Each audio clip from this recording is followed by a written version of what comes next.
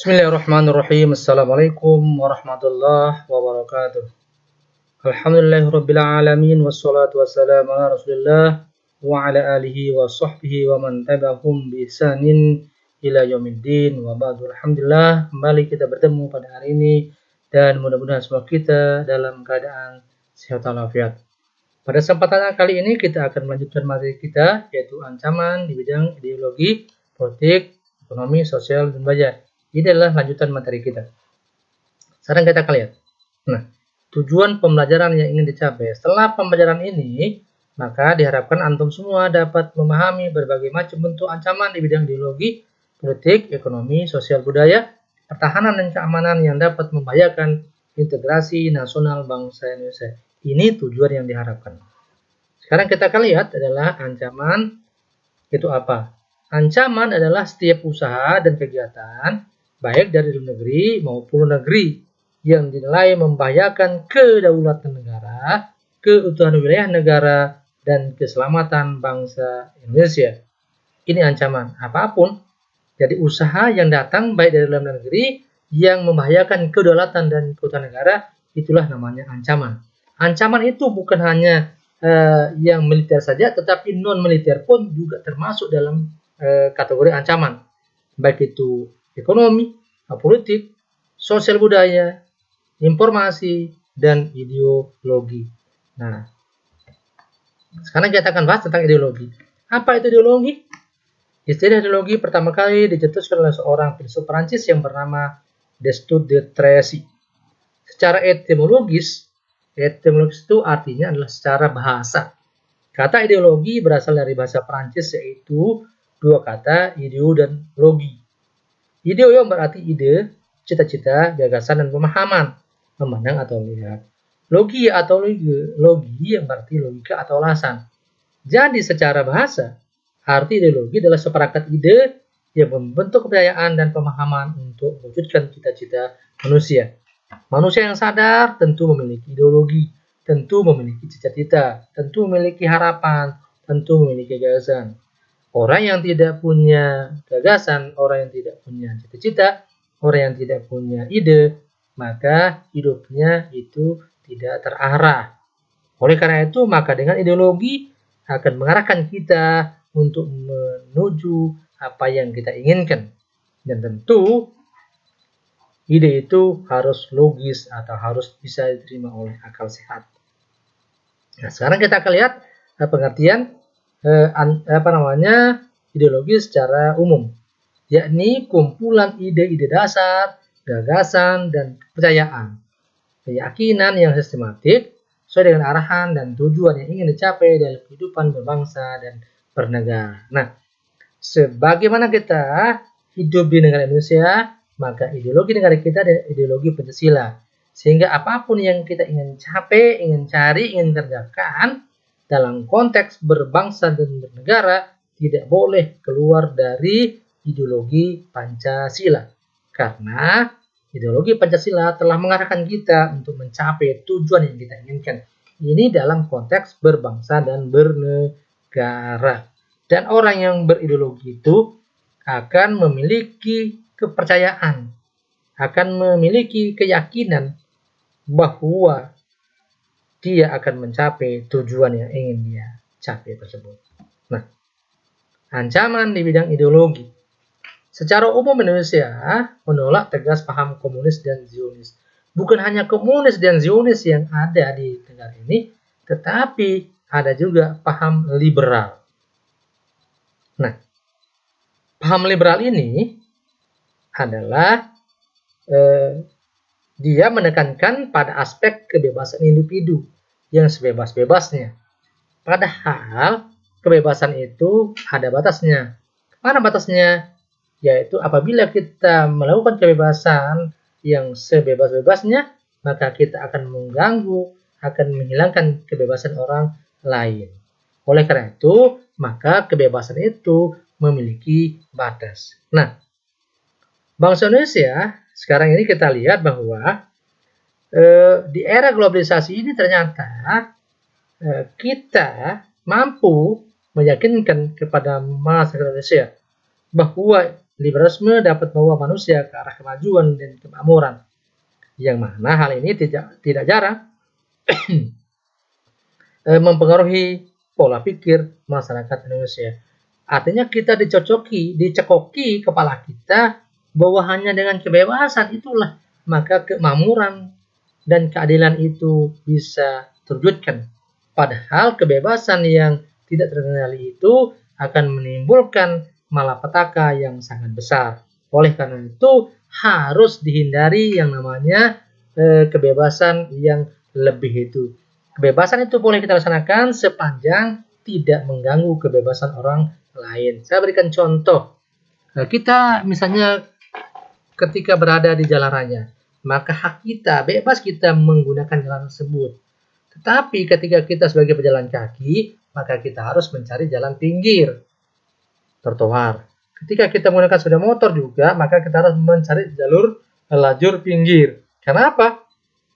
Karena ada hak mobil yang lebih besar untuk menggunakan jalur atau lajur yang lebih besar. Itulah kebebasan. Bebas sepanjang tidak mengganggu kebebasan orang lain. Nah, sekarang kita akan lihat komunis. Apa sih paham komunis itu? Komunisme merupakan ideologi yang berkenaan dengan filosofi, politik, sosial, dan ekonomi yang tujuan utama adalah terciptanya masyarakat komunis dengan aturan sosial ekonomi berdasarkan kepemilikan bersama, alat produksi, dan tidak adanya kelas sosial. Jadi tidak ada milik perorangan, tidak ada milik individu, dan tidak ada kelas sosial. Semua itu milik bersama. Nah, ini paham komunisme yang sangat berbahaya. Sekarang kita akan lihat menurut KBBI apa itu komunisme. Merupakan paham atau ideologi dalam bidang politik yang menganut ajaran Karl Marx yang hendak menghapuskan hak milik perseorangan dan menggantikannya dengan hak milik bersama yang dikontrol oleh negara.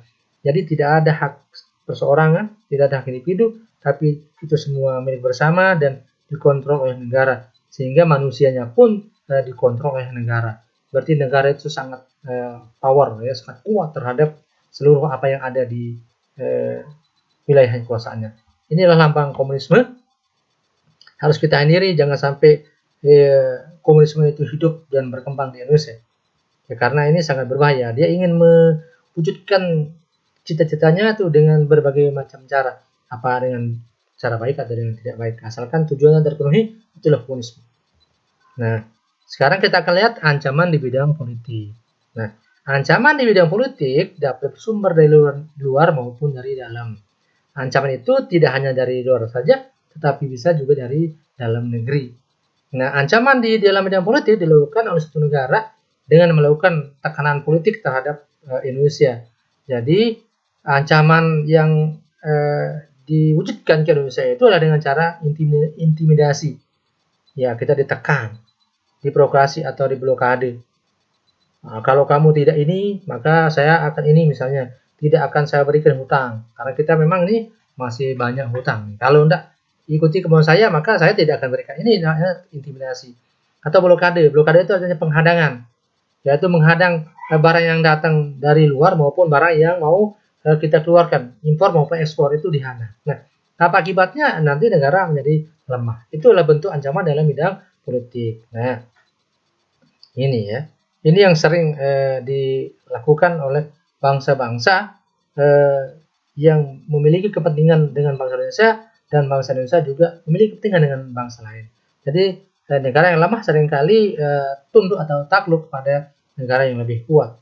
Nah, ini ada sini tolak politik uang. Ini politik uang ini biasa terjadi pada pemilihan kepala desa, ya pemilihan DPR, baik itu DPRD 1, DPRD 2, maupun DPR pusat, bupati, wali kota, gubernur, atau presiden. Yang mengatakan artinya, nah nanti kalau kamu pilih ini akan saya berikan. Jangan sampai kita harga kita hanya 50.000 atau 100.000. Apa?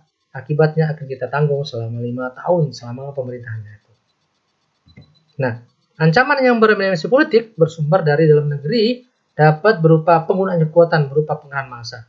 Nah, kalau ancaman itu berasal dari dalam negeri, maka bentuknya itulah pengerahan massa atau demonstrasi untuk menumbangkan suatu pemerintahan yang berkuasa atau menggalang kekuatan politik untuk melemahkan kekuasaan pemerintah. Selain itu, jadi selain pengerahan massa, menggalang kekuatan politik, juga adanya separatisme atau pemberontakan di daerah. Nah, nih, kenapa daerah-daerah itu melakukan pemberontakan? Ya, seringkali karena kecewaan terhadap pemerintah pusat yang tidak memperhatikan kondisi daerahnya yang miskin, terisolir, terbelakang dan lain-lainnya. Maka dia ingin memisahkan dirinya. Nah, separatisme ini sulit dihadapi dengan menggunakan kekuatan militer. Karena apa? Karena memang dia membaur dengan rakyat. Di samping itu juga dia menggunakan pola-pola diplomasi dengan orang lain. Misalnya kalau dia ditekan di negaranya, maka nanti dia akan meminta suaka politik atau perlindungan politik ke luar negeri kepada orang. Di sana dia akan bercerita tentang kondisi yang dihadapi. Nah, itulah nanti dia akan melakukan tekanan terhadap bangsa Indonesia. Oleh karena itu, maka ancaman itu bukan hanya dalam bidang ideologi, ekonomi, tapi dalam bidang politik, baik itu dari luar negeri maupun dari dalam negeri. Kalau luar negeri tadi adanya intimidasi, kalau dalam negeri ada pengerahan massa, terus ada pengerangan kekuatan politik maupun adanya separatisme. Nah, ini bisa kita lihat di gambar ini adalah bentuk daripada pengerahan massa yang melakukan kritik terhadap kebijakan negara. Ini adalah separatisme ini. Nah, ini kongres luar biasa pertama tentang tentara Papua Barat, West Papua Army, tentara Papua Barat, Free West Papua, bebaskan Papua Barat. Nah, ini kenapa terjadi ini? Karena mungkin merasa dia ingin terisolir, terbelakang, melihat saudara-saudara yang lebih maju, dia kok tidak diperhatikan, sepertinya begitu. Oleh karena itu, maka jalan yang ditempuh oleh pemerintah, di mana pemerintah itu harus memperhatikan daerah-daerah yang terisolir. Jangan menumpuk pembangunan itu pada satu daerah saja. Demikian sekiranya materi kita pada hari ini. Sekiranya ada hal yang ingin antum tanyakan, diskusikan, maka antum bisa bertanya melalui line telepon yang telah ada. Dan hari ini, mari kita akhiri materi kita dengan doa kafaratul majelis. Subhanakallahumma wa bihamdika asyhadu an la ilaha illa anta astaghfiruka wa atubu ilaik. Assalamualaikum warahmatullahi wabarakatuh.